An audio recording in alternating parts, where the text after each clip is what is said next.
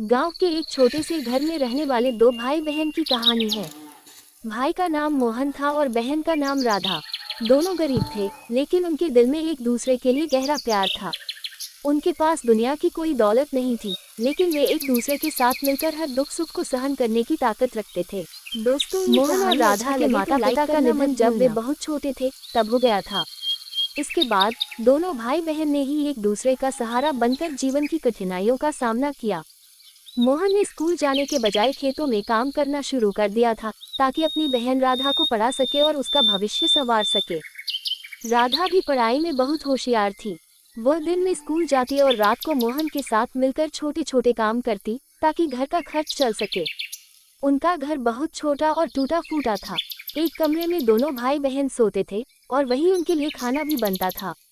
मोहन अक्सर सोचा करता, अगर कुछ पैसे होते तो राधा को अच्छे स्कूल में पढ़ा सकता और उसका भविष्य संवार सकता। लेकिन गरीबी के कारण वह कुछ नहीं कर पा रहा था। एक दिन गांव में बाढ़ आ गई। गांव के कई घरों में पानी भर गया और लोग अपने घरों से बाहर निकलने पर मजबूर हो गए। मोहन और राधा का घर भी बाढ़ की चपेट में आ गया। घर में रखा हुआ अनाज, कपड़े और अन्य सामान सब कुछ बहकर चला गया। दोनों भाई बहन एक छोटी सी छत के नीचे शरण लेकर जीवन बचाने के लिए संघर्ष कर रहे थे। मोहन ने राधा से कहा, चिंता मत करो, हम एक साथ हैं, सब ठीक हो जाएगा। राधा अपने भाई की बातों से हिम्मत पाती थी, लेकिन अंदर से वह बहुत घबराई हुई थी। वह सोच रही थी कि अगर अब उनका घर ही न बचा तो उनके पास क्या होगा। बाढ़ के बाद गांव में लोग धीरे धीरे अपने अपने घरों में वापस लौटे। मोहन और राधा भी अपने घर लौटे, लेकिन उनका घर अब बिल्कुल खंडहर बन चुका था। घर में पानी और कीचड़ से हर चीज गंदी हो गई थी।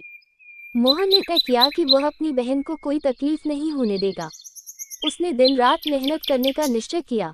वह काम की तलाश में शहर भी गया, लेकिन जहाँ भी गया उसे केवल निराशा ही हाथ लगी। छोटे से गांव के गरीब लड़के को कोई भी काम नहीं देना चाहता था। कुछ महीनों बाद मोहन ने एक छोटे से ढाबे पर काम करना शुरू किया।